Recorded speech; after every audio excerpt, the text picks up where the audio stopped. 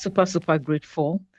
I know that we have such a short time, so I'll just go right in. So, if you could just give me like an idea of your career journey from studying accounting and everything else that you've done afterwards, that would be Okay, thank you, Amdi, for inviting me for this short presentation. My career journey in account back to secondary school days.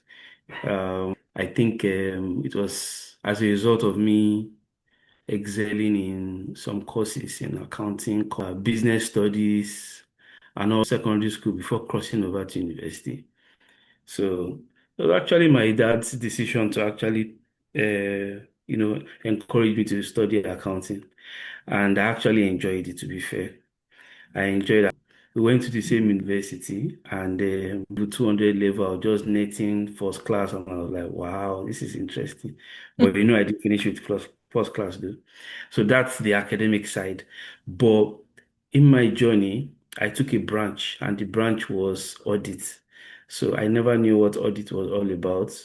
And until I started working, the audit experience was really transformative for me. It gives me the opportunity to actually understand how the audit practice in the banking sector was. I was initially hoping that I would work in the top accounting firm, but it was banking that my own career started with. So then I started, working, excelling, got to lead teams in audit there,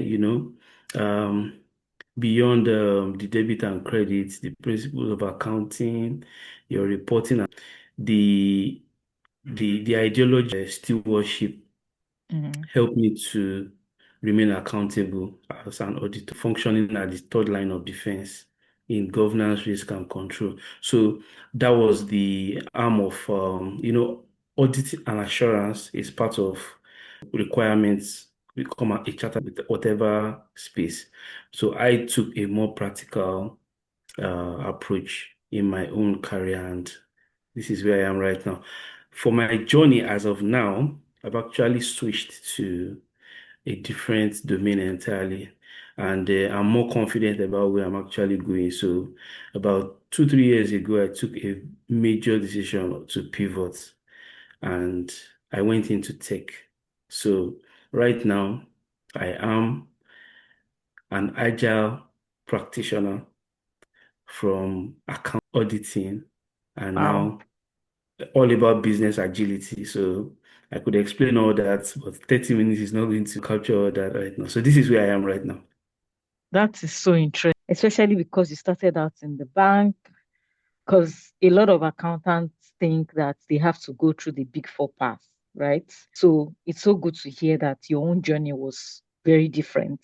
And I think what really interests me about your journey is from accounting to would you ever think that an account would be able to pivot into? I always tell people that one of the reasons why I like the accounting profession is that it is the gateway to many other things. Like, and as an accountant, you can be so many things beyond just a bookkeeper or the Sure. traditional accounting. So it's so good to hear that. So what really attracted you to move from audits to, please just walk us through that. What was going through your mind? I can imagine that internal audit in a bank is transferable across an Yes. internal audit in a bank in Nigeria can do the exact same work in the UK or wherever. Mhm. Why that? Don't get me wrong, even though on the basic level, I have the accounting background, I have the experience. The pivot is as a result of the byproduct of a test for understanding. So Mm, anyone can take the same pivot. But what actually transformed my own journey was that, you know, before even going to the university to get formal education about accounting, my dad, when we finished secondary school, he mandated that we wouldn't go to university. That's his own old school mindset. He said we need to understand entrepreneurship. So right. we started working with him solo family business for 1 year.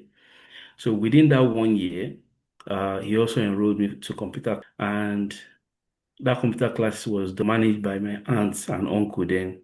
Mm, We were into in Nigeria, we call them business centers. So Yes. they have an affiliation with University of Ife then to run computer studies. So I started learning about computing or computer before university. Right. So when it comes to um, the accounting lab that we did back then, I already had long ago. So I think that was the first yearning for tech that I did not Mm, listen to. So you may not be able to remember them, but programming languages like what do you call this? Fortran. I You may cannot not know. remember. I know, don't worry, don't we did Fortran then. I think we did Basic, something, not C++, but those are the elementary, given an assignment to create a game. Then I just, fell in love with tech. And from there, I just left the desire. So moving into, I left a skill that I enjoyed for something that is going to potentially give me a better role. That was the way I was Mm, thinking then. So when I finished, moved to the UK, I need to be creative. There are other things that I should be able to do. And that instinct just came back again. Go back to what you used to like to do. So my innovation mindset just came in. Okay, how would you run a business without what technologies would be needed? People talk about cybersecurity. We did little things about database, management protection, antivirus, and all that. So that spark started coming in gradually. right. So then all of a sudden, I just decided, "Okay, let me take a course on business analysis." So in the UK, we have the British Computer Society they run a business analysis course. So I now joined and participated. So I got my first level foundation in that course, really robust. So Mm, when it comes to managing, they are just basic things. I think the one that relates to business analysis then was something like commerce, but you have a mixture of communication, mathematics, accounting, and also statistics.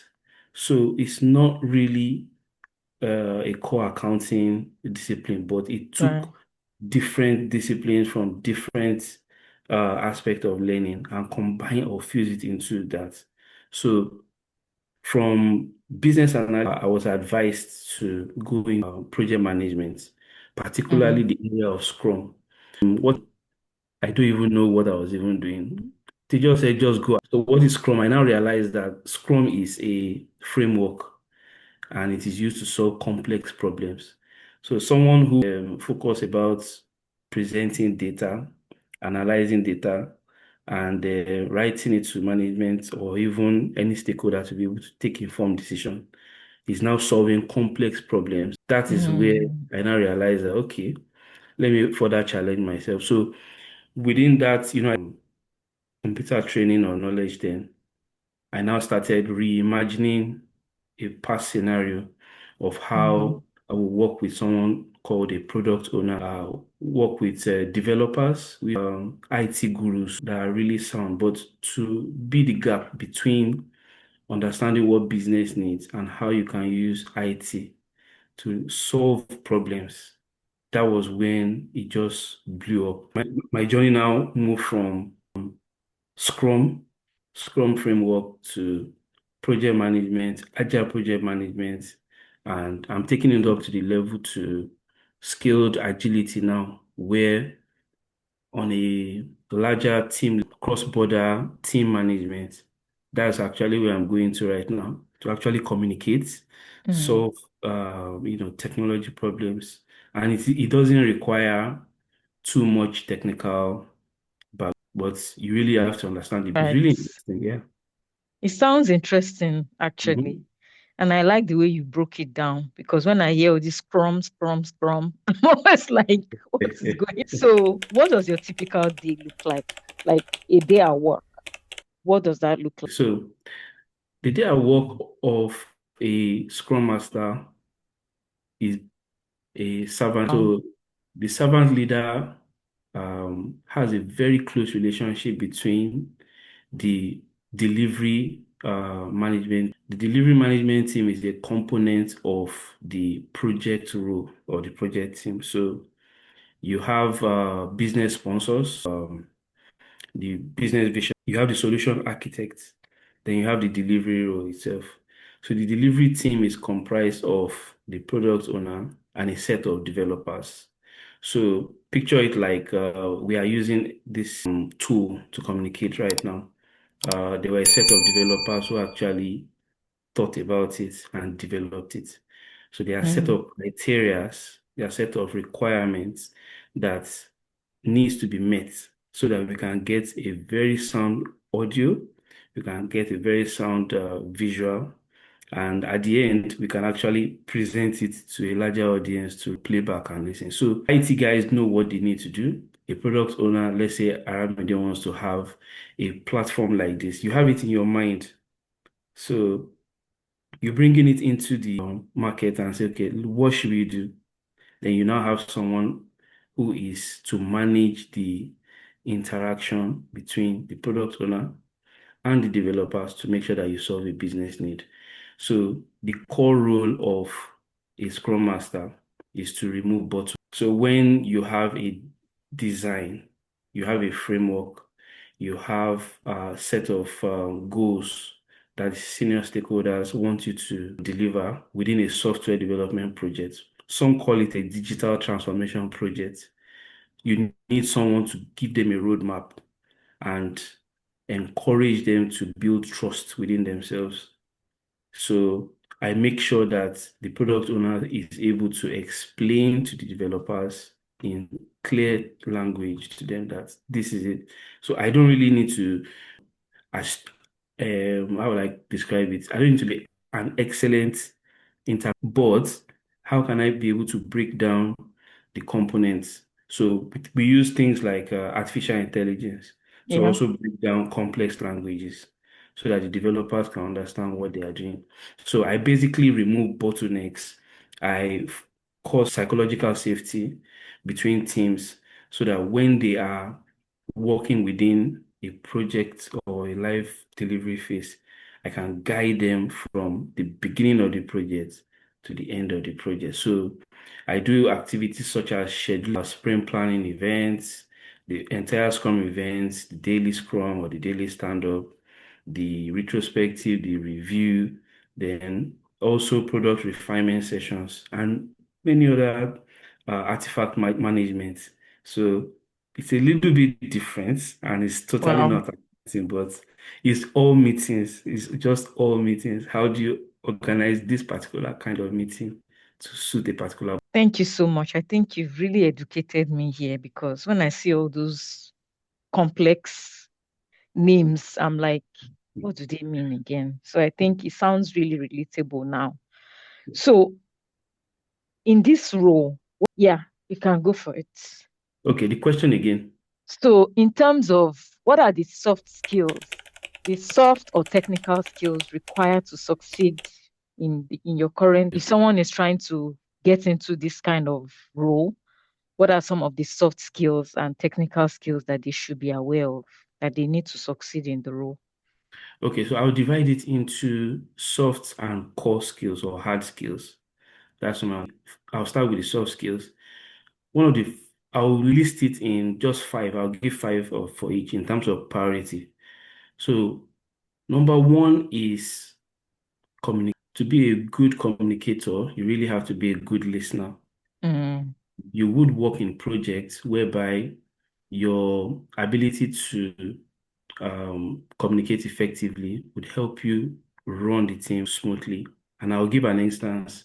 I have a developer who is as excellent at what he does, but unfortunately, he has some apparently he cannot read fast and he gets information by visuals. So he cannot communicate verbally, but when he's typing, he can see mm, what you are saying, but he's not able to communicate in a very fast way.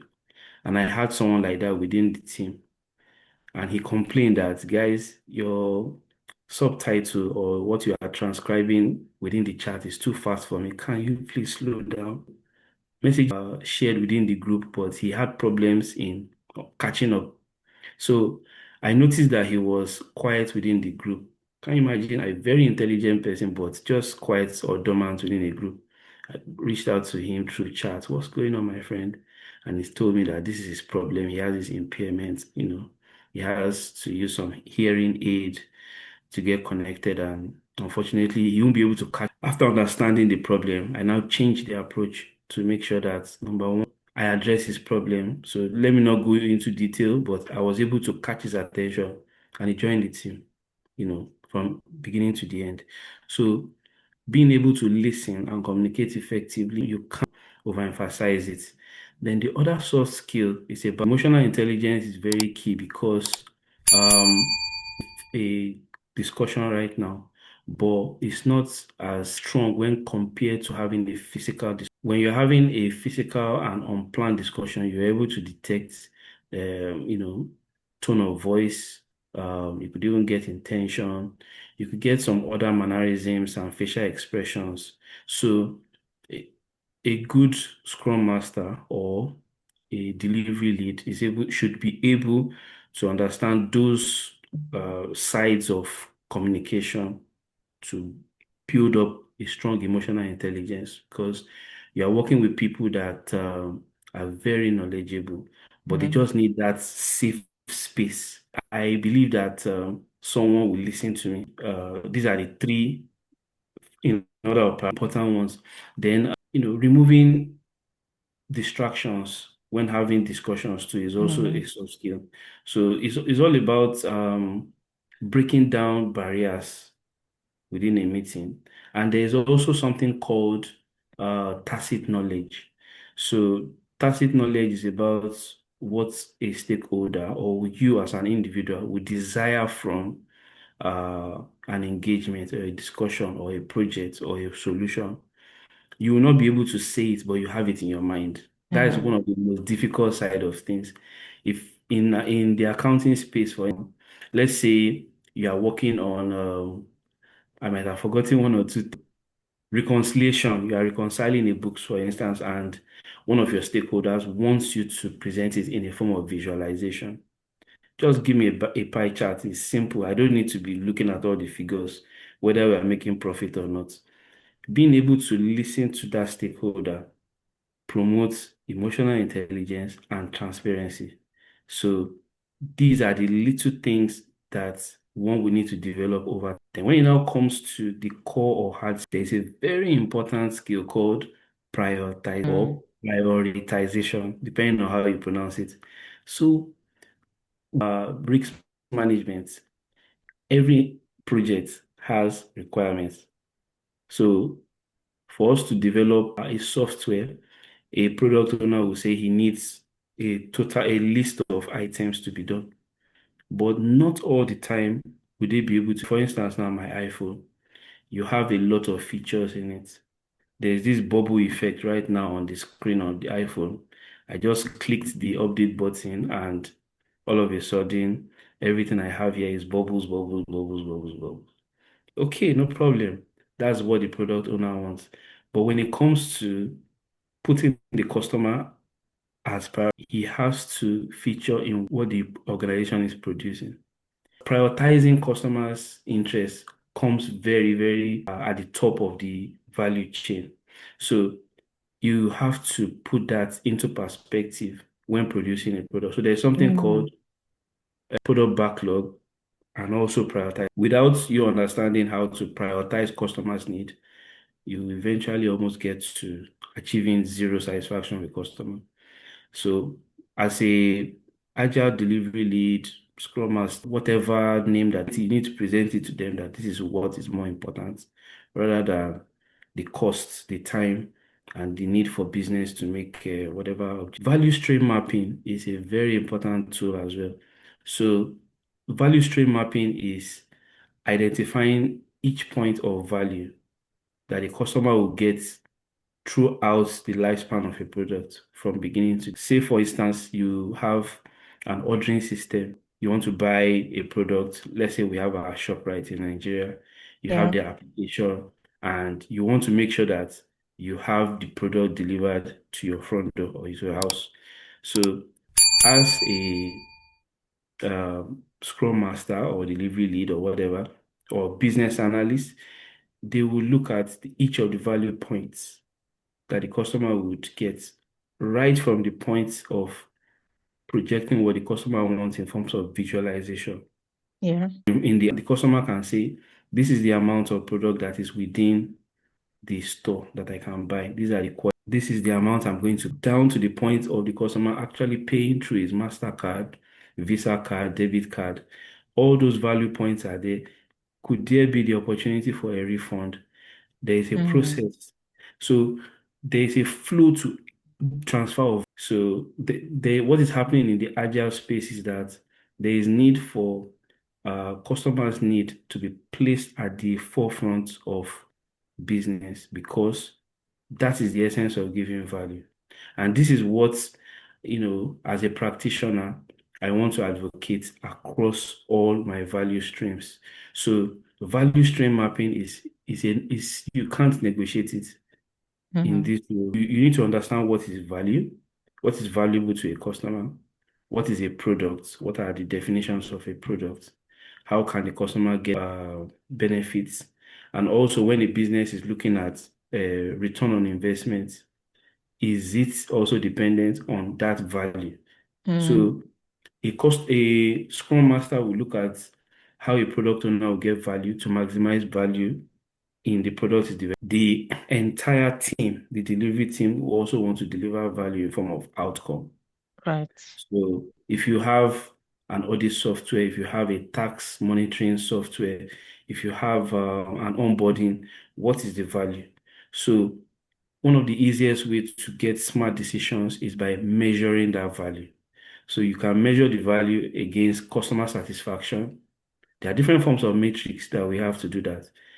Measurement of value against the business's return on investment too. So going too technical, value stream mapping and prioritization, very important. Then the other hard skill that I would say is data analysis. So Right. data analysis has gone beyond just using Excel or Google. So, IT has gone past the level that we are right now. And that's the reason why I advocate for people to catch up. SQL is a very strong tool to be able to analyze data. Power BI is another one as well. Tableau, all those data tools are extremely important. So you should not think that you cannot learn. We learn every day. So it's just those little steps that we can use, deliver value that really count. So I just touched three of each, the soft Yeah. and the hard skills. Thank you so much. Thank you so much. So, as we just begin to wind down, I want to ask AI. Everybody has Mm. this belief that AI has come, is going to take all our jobs. Where do you think AI, what role do you think that AI plays in this your career? Or maybe I should say, how are you using AI to deliver value in this your career path? Do you think that AI can just come and sweep your job, take your job? I want us to just really clear that misconception. When it comes to emotional intelligence, AI has the capability of taking over the human job, and that's because information is fed into a data and the machine or software or solution is able to give you a predictive result. So due to that, you can almost certainly say that AI is a real threat to human activities. That's a fact.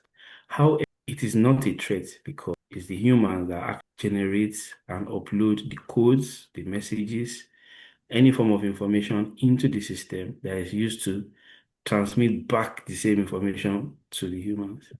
So, in Mm, other words, as human beings, let me put it that way, because the way artificial intelligence is growing by the day, its exponential effects cannot be overemphasized. yes. The truth there is this: we have multiple AI agents out there right now, and they are constantly within the tech space, there are also regulations. And that is why you have the GDPR to make sure that individuals' data is protected. Yeah. And there is also integrity of communication. your data doesn't fall to the wrong hands. And we also know what's happening between, advanced nation with regards to spreading of information. So there has to be some curtailment of this stuff. Yeah. And this is where risk management comes in. This is where internal control comes in. This is where key business leaders also come in to actually influence the decision of the creators of AI. Take, for instance, the ChatGPT is a very good tool. You can literally do almost anything with it. Yes. However, I realize that there are some mistakes within the tool. So within any field of accounting that you may need to make clarification on, trust me, there are some that the AI doesn't understand. Mm-hmm. Yeah, Mm-hmm. it does not understand. For instance, I'll give you a very close one that I did, right? I recently studied something about agile leadership. There are 9 agile leadership principles, and this is actually pioneered by the Agile Business Consortium. So the Agile Business Consortium, the backbone of business agility world, and they have guiding principles. However, due to the fact that everybody wants to understand what agile is all about, wants to know what the manifestos of business agility is all about, they only rely on the 12 principles of agile. Right. So now there are 9 agile leadership principles and there are 12 agile different, but it will take someone who really understands the difference between the both. So when you put in that information into your AI or your AI agent, you will get garbage in, garbage out. And what I realized that it didn't give me what I wanted. I Mm. wanted 9 ABC agile principles. It gave me a totally wrong. So I fed it right examples. These are the top 4 requirements of the leader principles. So what it actually gave me was wrong. And It it's learned. it learned in my presence there. Yeah. So the same way you are running organizational processes and enhancing your internal structuring, there is no way you can sit at the back of your home and say you want to run a business center or a tech organization using AI. It's Just yeah. seriously, you Mm. just have to feed it with the right information. So, in other words, as a Scrum Master, as I am, I can say confidently that AI is not going to be a threat to the tech space. It is an enhancement. It is not an problem. It is a concern, but it's being regulated. And this should actually give everyone some level of solace because things are evolving and we don't know, maybe there could be a stoppage to AI. There could be a bug, there could be a virus, but the human beings still run it. Exactly. Yeah. Thank you. It's been a really good chat. I think it's been a good learning opportunity for me because I literally did not know anything about this. And I'm just so fascinated as accountants, we have a lot of transferable skills that can allow us pivot into many different areas, which is the reason why I wanted to do this series. So you guys, I'm going to have Adewale's LinkedIn in the description box. If this is something that you're interested in, be nice to him so that he can answer you. You can send him a message on LinkedIn, and I will see you in the next session or in the next episode. Thank you, All right. Adewale, for coming. I don't know if you have any last words. We have just a Okay. few minutes left. Okay. So let me speak directly to anyone that is interested in pivoting into tech and desirous of navigating into the project management space. Project management is constantly evolving, and in the UK, we have the Association of They have realized that the Prince 2 and other frameworks of project management have some level of inefficiencies. And this is the reason why Agile is being infused into what the project management board is actually presenting to anyone interested. So you can have an agile approach in project management. And what is agile? Agile is just about adapting to change. Agile is all about taking incremental steps to working towards delivering a product or a project within a time box Right. and within a set budget to make sure that you don't overshoot your limits and you are within the Mm-hmm. scope of your target. So it goes a long way in making you understand that you have a nuclear team called a Scrum team, a project, or a delivery team to run that project initially with an agile project role. Then you can actually pivot to the senior leadership. Most times realize that they have the potential of becoming a business sponsor, a business visionary, a solution architect. You think it's Mm-hmm. far, but it's not really far. A back-end developer that can grow to become a solution architect. You can be a business owner today, you're a product, you can grow to become a business visionary or a business sponsor. You can manage the whole project. And for a team leader in an organization now, having different functions, managing multiple level teams, making sure that all operational activity in order, you can grow to become either a Scrum Master, software development space, or you can grow to become an agile leader. So the the opportunity is there, but we have limited information. So it's for you to actually search for it. Some of us are trying. We are just trying. We've not gotten anywhere, but we are. So I hope to help as possible. Very much. This has been an amazing conversation. I have learned a lot, and I hope for you, the listener, you've also learned a lot. Like I said, Adewale's LinkedIn bio, LinkedIn, a link to his LinkedIn bio in the description. So feel free to reach out to him if this is something that you're interested in. Thank you again, Adewale. It's been really lovely talking Yeah, to you. don't give up. Very nice. I want to Thank you. encourage. It's really nice. Thank you so much. Enjoy the rest of your evening. Thank All you. right.